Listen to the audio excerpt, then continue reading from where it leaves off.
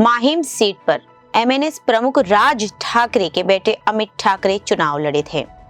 इस सीट से शिवसेना यूबीटी के महेश बलिराम सावंत और शिवसेना के सदा सखाकार मैदान में थे।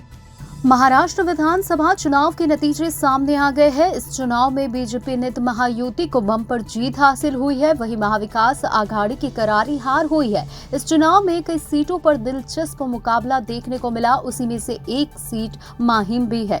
माहिम सीट से राज ठाकरे के बेटे अमित ठाकरे मनसे यानी एमएनएस से मैदान में थे। ये उनके जीवन का पहला चुनाव था। ऐसे में सभी की नजर इस सीट पर टिकी हुई थी, लेकिन माहिम की जनता ने अमित ठाकरे पर भरोसा नहीं जताया और अमित ये चुनाव हार गए।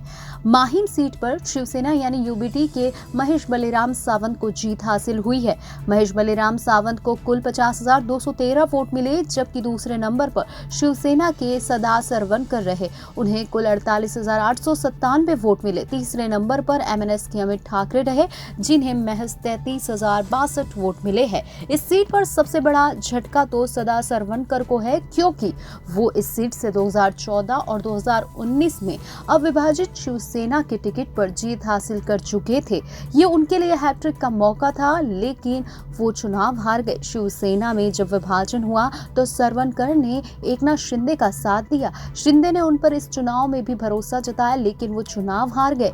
यहाँ एक बार गौर करने वाली एक बात सामने आई। एकनाथ शिंदे ने माहिम से अपना प्रत्याशी जरूर उतारा, लेकिन बीजेपी ने अमित ठाकरे को समर्थन देने का वादा किया, यानी बीजेपी का सपोर्ट होने के बावजूद अमित ठाकरे ये चुनाव हार गए।